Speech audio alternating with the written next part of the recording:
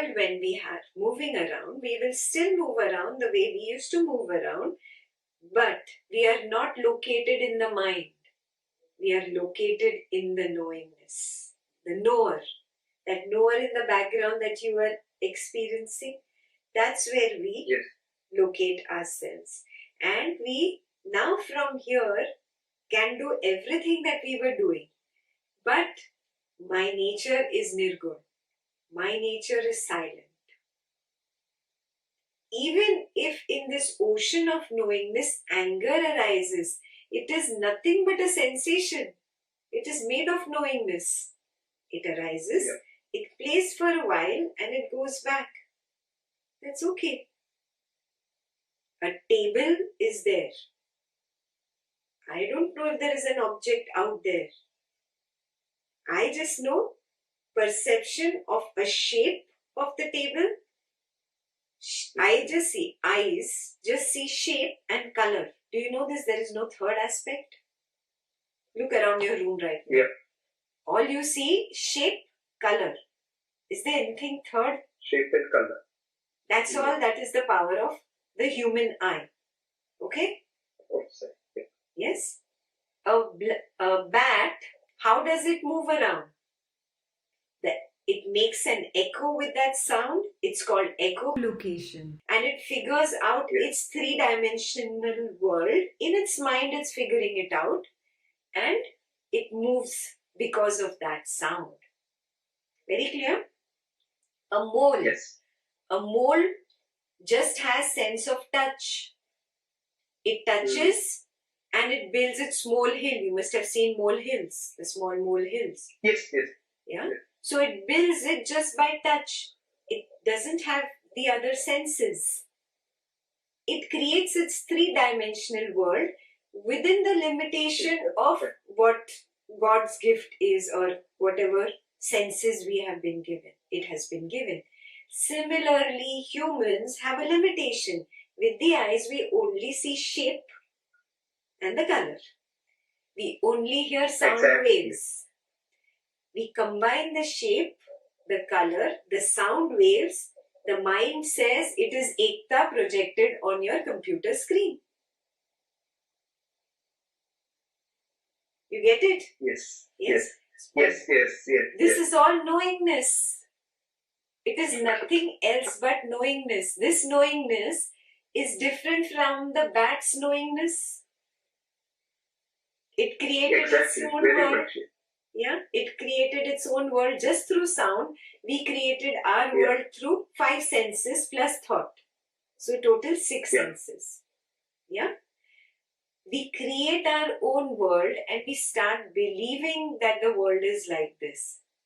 But if it was the same, then why is a bat not seeing what a human is seeing and what a mole is seeing? It is just our perception. That is a limitation of this body-mind complex. That is why I see the table like that, as a table. And I have to treat it as a table. You treat it as a table because the body-mind complex has been born of this conditioning. There is no other option for it. The body and mind is a product of this same conditioning. So you will have to, for the rest of the life, till you kick the bucket, you will have to work and do whatever you have to do in this world. But be established in the knower, recognizing that this is just mithya and I'm playing a game. You remember that Sri Krishna calls it Leela? It's called a Leela or a game. Why? Because I'm the knower. Now I know, oh, I've woken up. It is a game. It is just an illusion.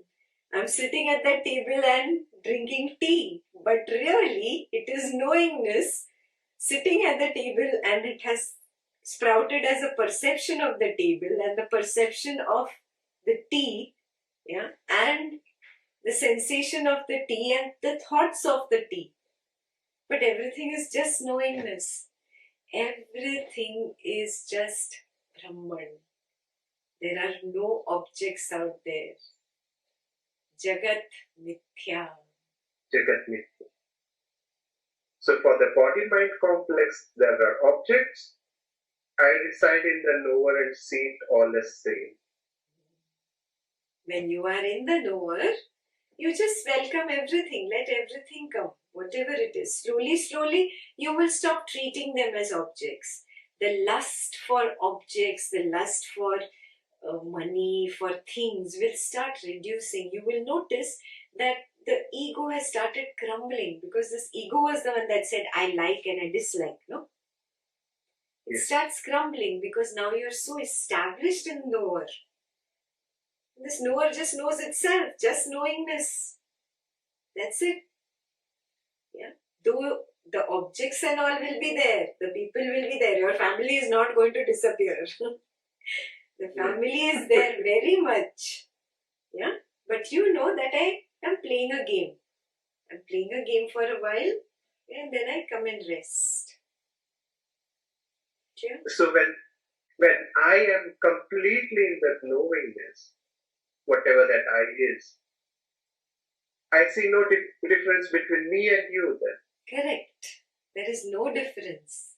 That is why when two enlightened people meet, there is nothing to talk, there is nothing to do. They don't go to the casino and play. Yeah? There is just silence between them. Yeah? When Buddha and Mahavira once met at a guest house in a village where coincidentally both had gone for separate talks, to give separate talks. When they coincidentally met, there was just silence. Because connection was happening at this level of knowingness. There was no need to jump out and play the game, because the other person also knows the knowingness. I don't have to play the game anymore with this person. So the connection happened at the level of knowingness. Is that clear? The same thing can happen with you. Yes, provided we become a little dispassionate about this world and all our likes and dislikes. Of course, because of habit patterns, I will keep going there. Again, remind yourself and come back here. Yeah? It's not really just separating yourself from the world that is important, but seeing this knowingness in everything is important.